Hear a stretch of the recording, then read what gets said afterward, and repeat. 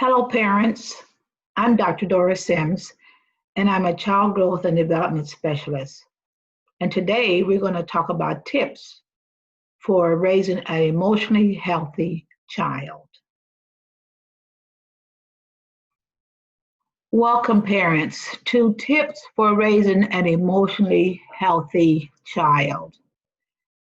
There's one thing that I want to say, and that is one of the most important contributions you can give to your child is just being there.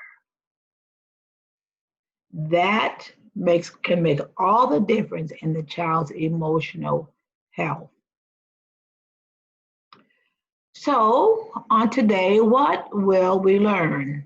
Or maybe I should say, what will you learn? So, we're going to talk about the characteristics of good emotional health. And we're going to talk about the role of good emotional health and how to establish good emotional health in your children. And what typical behaviors can you expect at given ages? What does quality time look like? We hear a lot about it's not the quantity, but it's the quality of the time. How does that look? And then we're going to talk about the role of nutrition to establish emotional health. What is that role of nutrition? We know this. We know that failure to support your child's emotional health at home and in school can jeopardize their future. There's one thing I want you to know. A teacher knows when a child has good emotional health. There are certain characteristics that the child has if they have good emotional health. We want to just make this known. We know that raising children is very challenging, and sometimes you're sleep deprived, sometimes your children have tantrums and they're crying, you don't know how to stop them, you don't know what's going on with them, you've done everything you can do and they're still emotionally upset, sometimes you're sick, sometimes they're sick, on and on we go. So raising children is very challenging. That we want to just recognize. However, a good parent must focus on their child's emotional health at all times. And loving your child and being patient with your child is the beginning of their emotional health. Being patient with them, loving them, caring for them makes the difference. So emotional healthy children tend to have certain characteristics. What are they? We know that an emotionally healthy child does better in school. They perform better in school.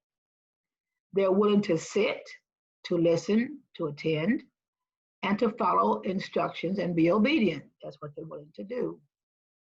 If a child is emotionally healthy, they also have and can develop respectful relationships. So as a child begins to grow and develop, preschool, elementary, junior high, high school, all the rest, they begin to develop lasting relationships, which simply means people like them and people like to be around them. So that's very, very important to establish a child's emotional health for future relationships.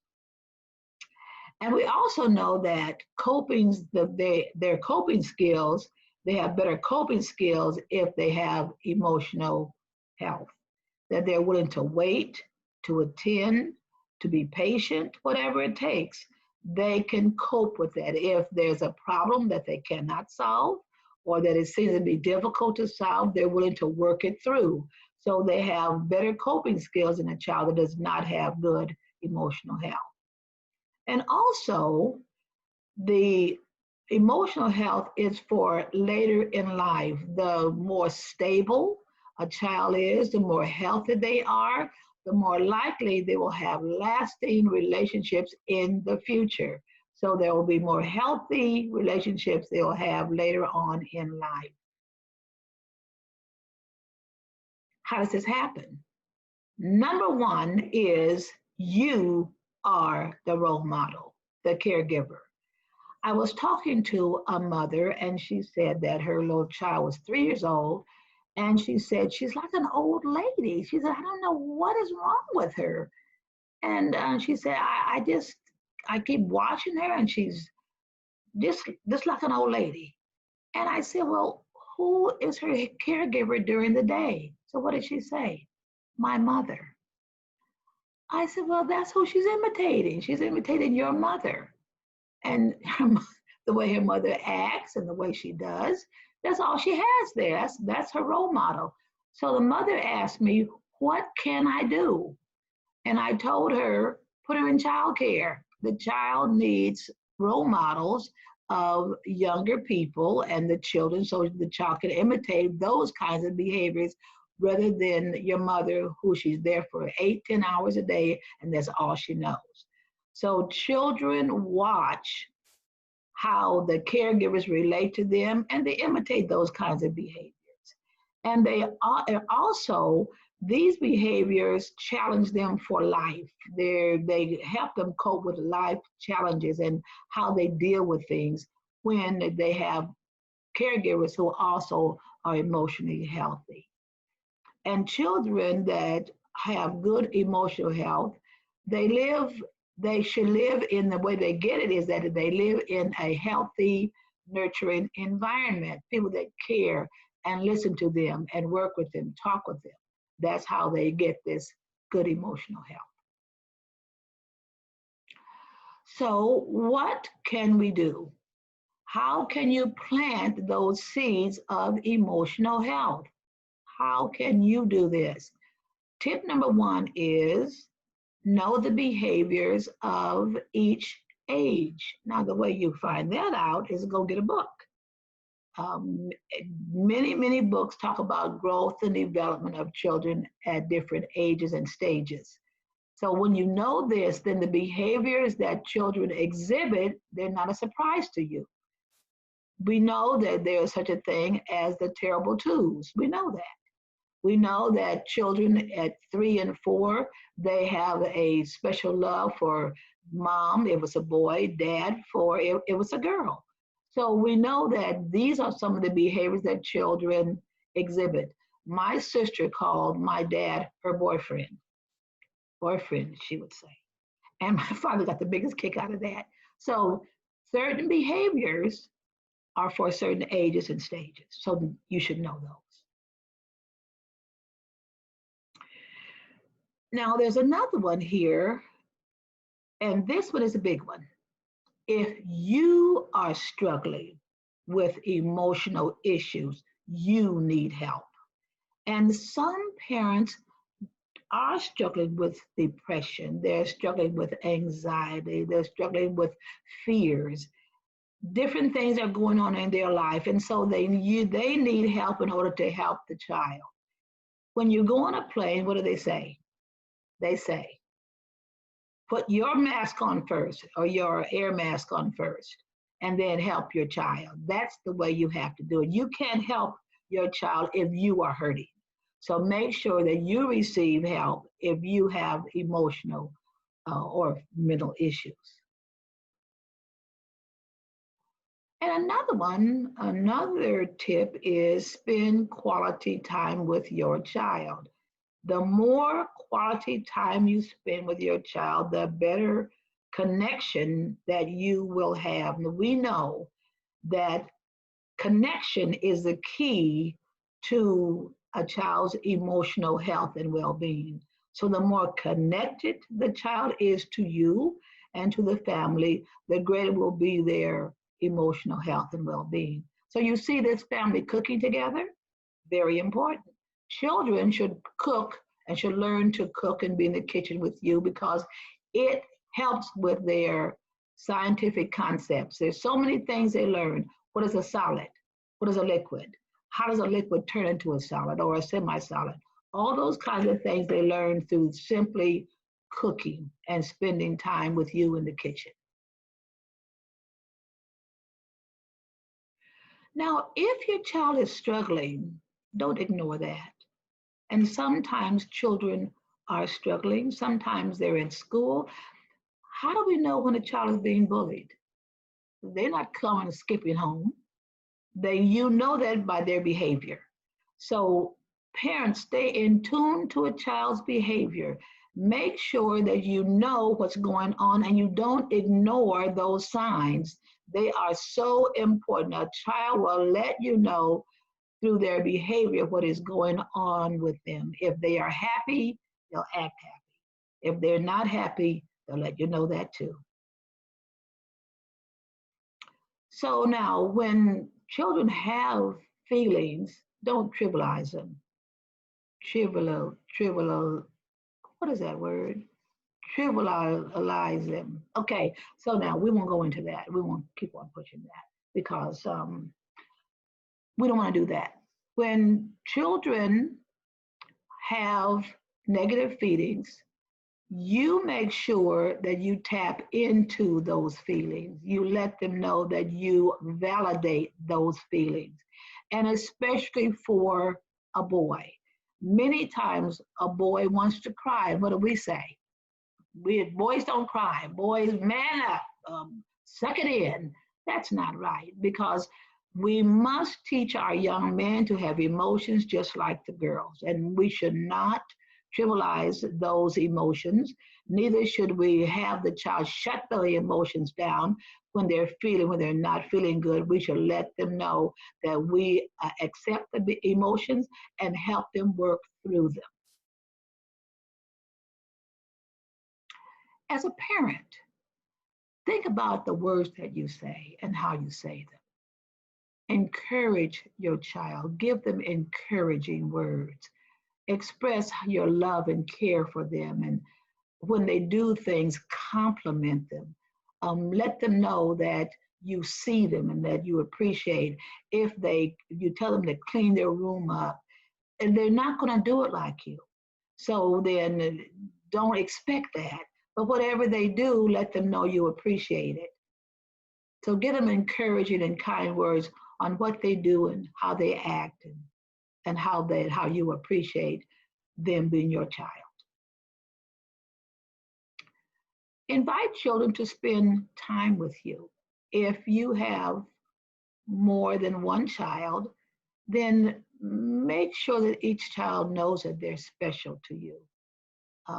More than just the birthdays or whatever, but spend some special quality time with each child. Let them know that you appreciate them, that you know them, you know who they are, you know what they like, what they don't like. You take them to their favorite restaurant for breakfast, or you fix their special breakfast at home or whatever. Let them know that they're very, very special to you. So you invite them to be with you because you care for them just that much. I was talking to a mother the other day, and she said that her son loves to be with her. She said she would give him different choices. You could do this, this, this, and this. He would always come back to, I want to be with you. Now, he has a father, and there are other siblings in the house. But his high time, she said, is to be with her. Now, that's really a great compliment to that mom. Another one is eat together as a family. And I cannot say that enough because of our devices and because of all the screens we have in the house, and everybody is here, there, and everywhere. Many times families do not eat together, which is a huge mistake. The more a family eats together, the more they communicate, the more they interact, the closer and the more connected the families will be. So it is important even if you have a busy schedule, at least 2 or 3, 4 times a week, schedule time to be together, to talk, to interact with one another. Be sensitive and attuned to your children. If they say something to you, don't brush it off or act like it's not important. Don't overreact. What? They did what? No. Or be judgmental. But the little one might say, Grandma said this to me. Oh, well, she didn't mean it. You're just too sensitive. No. Make sure you are in tune with that child. I remember as a little kid, my grandmother said something to me and it was pretty harsh. And so I went right, well, first I told her I was going to tell on her. That's the first thing I said. And then number two, I did. I told my father and my mother what happened. And my father said, no, I'm not going to have anybody doing doors like this. So be attuned. Now, what did that do for me? That let me know that they were my protectors. That's what they let me know. And that I could come to them with anything. Now, this was on grandmother. So I could go to them and tell them about anything that happened to me, and their ears were open and they were going to take care of the situation. Children should know that. Another one is so often our children do suffer from anxiety or from fears and whatever, and sometimes they do need professional help. I adopted a little boy at 3, and he was drug addicted. He was addicted. He had drugs in his system when he was born. So his mother took the drugs all throughout her 9 months of pregnancy. And these drugs assaulted his brain periodically. So by the time I got him and I put him in preschool, his behaviors were very erratic. And so what I had to do was take him to a professional to help him deal with what was going on with him. And this kind of help, this professional help, lasted until he was about 16 years old. So if our children need professional help, realize that and seek it out for them. And so often that professional help is free. You can find free assistance if you need it, if you can't afford a psychologist or a psychiatrist or someone to help you manage their emotional health. You can get it and you can seek it out, and you should seek it out because it's so important for their mental health and their emotional health. So now this one is a big one. Take care of your emotional health. We know that, especially if you're a single mother, you can be overwhelmed and you can feel like that you just can't take anymore and you don't know what to do. Sometimes parents also have fears and anxieties. They have depression. If this is the case, take care of it. You can't help anyone else until you've helped yourself first. Children should know that you are their protectors. Look at that little hand and the big hand. This and the little kid is looking up. This letting dad know, I know you're there for me. And children need to know that you're there for them. Even if a child lives in a chaotic neighborhood, inside the home there should be peace. And the child should know that you are there to protect them. If they can't go outside to play, then you can take them to a park or whatever. But you let them know, I am here for you and I protect you. You let the child know that you do not go against an adult. That's what an adult does. You tell me and I will handle the situation. Well, it's over. And I hope you received something from the tips and strategies that you were given on how to help your child with emotional health. And if you do what was suggested, I think you're going to have a fantastic product.